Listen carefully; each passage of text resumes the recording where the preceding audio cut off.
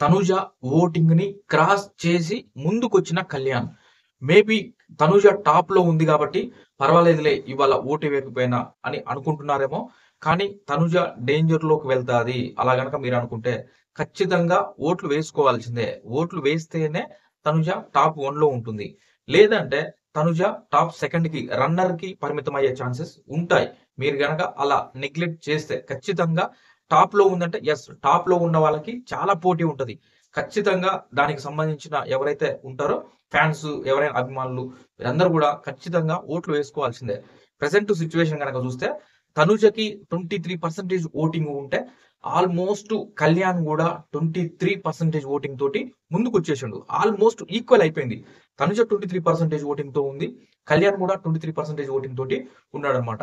దాని కారణంగా ఏమైతుంది చాలా టఫ్ పోటీ.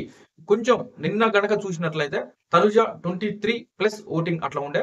కొంచెం జస్ట్ 24 దాకా వెళ్ళే. 23+ అలా ఓటింగ్ ఉండే. మాక్సిమం ఎక్కడ చూసినా అదే అవుపడది ట్రెండింగ్‌లో. ఇటు చూస్తే కళ్యాణ్ 21, 22 ఆ ప్లేస్‌లో ఉండు. కానీ ఈ రోజు మార్నింగ్ వరకు గల ఉన్నటువంటి సోషల్ మీడియాలో గావచ్చు, గూగుల్‌లో గావచ్చు అన్నీ కంపేర్ చేసుకుంటే కొంత కళ్యాణ్ ఓటింగ్ మెరుగై ముందుకు వచ్చిండు. ఆ రకంగా చూస్తే చాలా టఫ్ కాంపిటీషన్ అయితే వీళ్ళిద్దరి మధ్య కొనసాగుతుంది. అటు చూస్తే థర్డ్ ప్లేస్ గనక మనం చూసినట్లయితే భరణి గారా, సంజన గారా, సుమన్ గారా అనే విధంగా అయితే వీళ్ళ ముగ్గురు ఒకటే పర్సెంటేజ్ ఓటింగ్ తోటి ముగ్గురు కొనసాగుతున్నారు. ఆల్మోస్ట్ టాప్‌కి వీళ్ళకి చాలా డిస్టెన్స్ ఉంది. కాకపోతే వీళ్ళ ముగ్గురు కూడా ఆల్మోస్ట్ 9-10% ఆ మధ్యలో పర్సెంటేజ్ ఓటింగ్ తోటైతే వీళ్ళ ముగ్గురు కొనసాగుతుర్రు. తర్వాత ప్లేస్‌లో గనక చూస్తే 7th ప్లేస్‌లో డేమన్ పవన్ అండ్ రీతు. నువ్వా నేనా అన్నట్టుగా అయితే వాళ్ళ సిట్యుయేషన్ ఉంది. దాని తర్వాతకి నెక్స్ట్ ప్లేస్‌లో గనక చూస్తే గౌరవ్ ఓటింగ్ కొనసాగుతుంది. దాని తర్వాతకి మోస్ట్ డేంజర్‌లో ఉన్నటువంటి ఓటింగ్ ఎవరంటే దివ్య 9th ప్లేస్‌లో ఉంది. 10th ప్లేస్‌లో నిఖిల్ ఓటింగ్ అయితే జరుగుతుంది. దీనికి కొంత యాడ్ ఆన్ ఏం జరుగుతుందంటే దివ్య ఆల్మోస్ట్ ఇమ్యూనిటీని అండ్ కెప్టెన్సీ టాస్క్‌ని కోల్పోయే అవకాశాలు ఎక్కువగా ఉన్నాయి.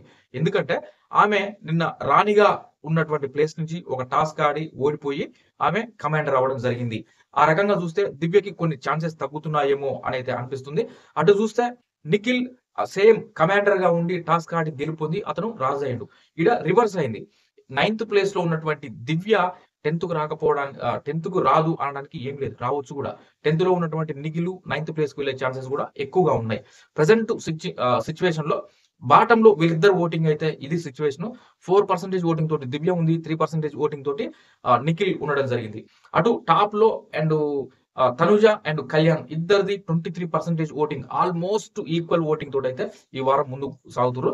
చూద్దాం ఇంకా నెక్స్ట్ టాస్క్‌లు ఏమొస్తాయి? ఈ రోజు ఎలాంటి టాస్క్‌లు ఉంటాయి? ఆ టాస్క్‌ల్లో ఎవరికి ప్లస్ అయితది? ఏంటిదనేది నెక్స్ట్ వీడియోలో చూద్దాం. నా వీడియో గనుక మీకు నచ్చితే లైక్ చేయండి, హైప్ చేయండి. మీ ఒపీనియన్‌ని నిర్భయంగా కామెంట్ చేయండి. సబ్స్క్రైబ్ చేసుకోండి. Thank you friends.